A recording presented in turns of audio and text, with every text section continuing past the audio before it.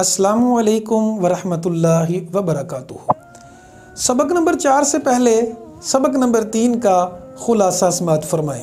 سبق نمبر 3 میں ہم نے پڑھا تھا 5 علامتوں کو جو حاضر کے لیے اور مخاطب کے لیے ہوتی ہیں، بیسیکلی سیکنڈ پرسن کے لیے ہوتی ہیں۔ جب ہم نے کسی سے بات کرنی ہوتی ہے تو ان کے لیے ہم سیکنڈ پرسن والے الفاظ استعمال کرتے ہیں۔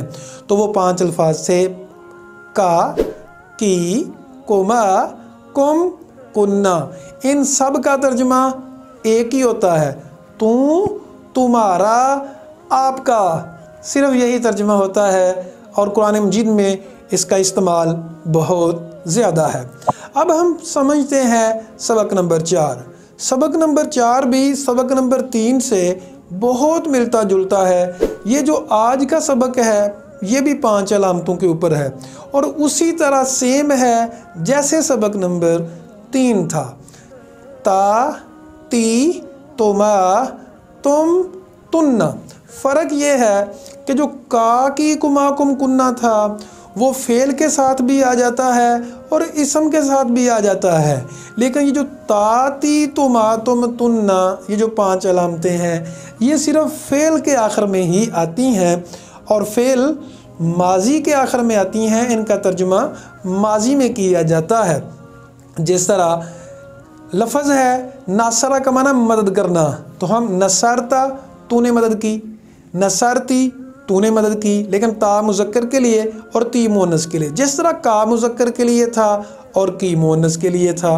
نصرتما، تم نے مدد کی، تو تما کا معنی 2، جس طرح کما کا معنی تم دونوں تھا۔ اسی طرح نصرتم، تم کا مطلب تم۔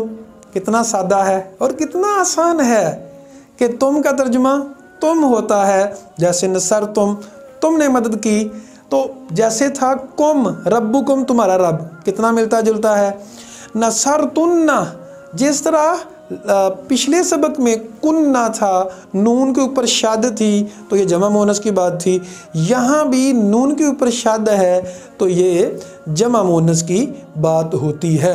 تو تا، تی، تما، تم، تننا، ان سب کا ترجمہ تو، تمہارا، آپ کا ہوتا ہے، اور یہ حاضر کے لیے استعمال کیے جاتے ہیں، فعل ماضی کے آخر میں آتی ہیں یہ علامتیں۔ ایک اور مثال سمجھ لیں، شاربہ کا معنی ہوتا ہے پینا، تو شربتا، تو نے پیا، شربتی، تو نے پیا، شربتما، تم دونوں نے پیا، شربتم، تم زیادہ مردوں نے پیا، شربتنا، تم زیادہ عورتوں نے پیا۔